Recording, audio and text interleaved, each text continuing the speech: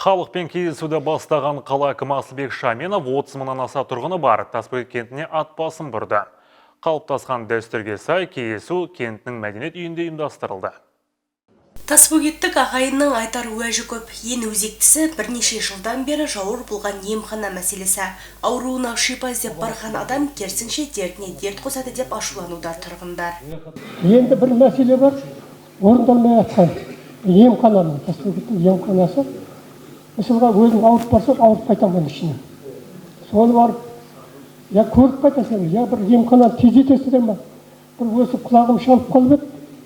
Біз 100 емхана, 100 амбулатория деген осы солтүстік Қазақстанда деп басталып жатыр. Бұл мына Қызылордада ол анаға енген жоқ па, енді ма? Сол осы емхананы тездетіп шешіп берсеңіздер. Мына Тасбөгетте 30-тың үстінде халық бар. Емханамен тәртіпке керек, ауруханада салу керек болған. Сондықтан бір емхананы тездетіп, жеделдетпесеңдер, мына кісімен барған адам ауырып қайтады. Емханамыздың орналасқан несі ол енді стандартқа сай емес, өзі квадратурасы жетпейді. Bu жақта 30 мыңнан астам халық бар, барлығы сол жақтан қабылданады.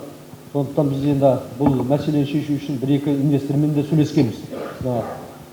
Инвесторлармен келіп, осы жерде мына бұрынғы желілеріміз бар, бұрынғы туббольницаның қасында ол жігіттер жақын арада келеді. Біз енді жобасын бәрін алдық. Олар енді осы жерге байланысты, орналастыруға байланысты өздерінің концепциясын жасап жатыр. Соғандай несі бар. Енді бізде республикалық бюджетте де оның программасы бар.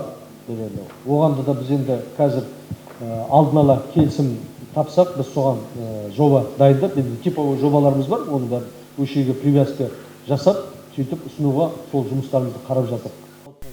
Бұдан кейінгі өзекті болып отырған мәселелердің бірі су, жарық, газдың ақылардың бір жерден емес, үшеуін үш жақта болуы. Халық осылайша әр есіктің табалдырығын тоздыруға мәжбүр. Осы мәселені бір жақты етіп, тиісті салалардың өкілдіктері кентке орналастырылып, бір жерден төлем жасауға жағдай қарастырылса екен дейді көптің тілегі. Осы үшеуін біріктіріп, мына газ, су, свет дегендер, қазір үшеуі үш жақта. Бұрын мына арман несінің ішінде болатын еді. Мына үлкен кісілер бар, біреу запытқа барады, біреу сонға барады, біреу водоканалға барады. Әр жерде жүргенде олсын неге істеуге болмайды, бұрында істеліп еді ғой деп.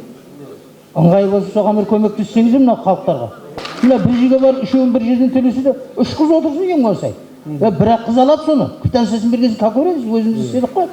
Сондағы шешімді, водоканалымыз бар, горсетіміз бар, энергосервисіміз бар, газымыз бар дегенде, енді қанша халық, соны шешейік, бір жерде. Қай кезде де болмасын, қоғамдық көлік тақырыбы өзектілігін жоғалтқан емес, өйткені халық бар жерде сұраныстың да болары сөзсіз. Тұрғынның сөзіне сенсек, 5 жұмыс күнінде қатынайтын қоғамдық көліктерді сенбі, жексенбі күндері таппай қалады екен. Сонымен қатар жаңбыр жауса, жел тұрса, өшетін жарық көптің бас ауыртар мәселесі, себебі қыруар қаржыға алынған техникалары шетінен күйіп кетуде. Қоғамдық көлікке байланысты қазір бірталай маршруттар қосылды. Оның бәріне өзімізде куә болып жүрміз, риза болып отырмыз істеліп жатқан жұмыстарға. Бірақ суббота, воскресенье біздің қалаға жетуіміз мұң. Көліктер жүрмейді. Мына бізге 109 деген номер жақсы болған, звондаймыз, диспетчеріне шығамыз. Шамал деген диспетчерге шыққаннан кейін бір 15-20 минуттан кейін мәселеміз шешіледі. 6-шы маршрут, 18-ші маршрут, 22 қазір жақсы жүреді. 11-ші маршруттар суббота, воскресенье аз жүреді. Аралары 45 минут, 50 минут. Кейбір кезде мен уақыт засекать етемін, тұрамын, ерінбей.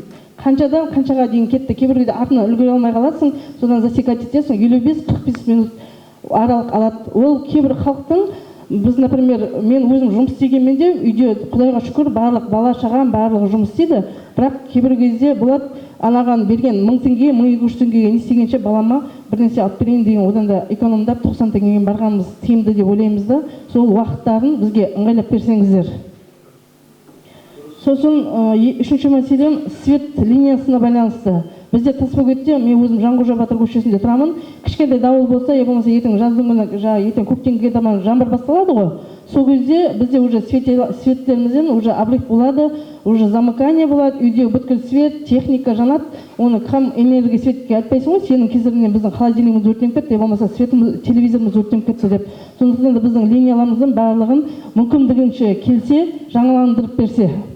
Мұнда да үй кезегі жол мәселелері көтерілді. Сонымен қатар қала әкімі Асылбек Шаменов жеке қабылдауда өткізді. Жалғыз бастана шаһар басшысына уақытша баспанаға жәрдем беруін сұрады.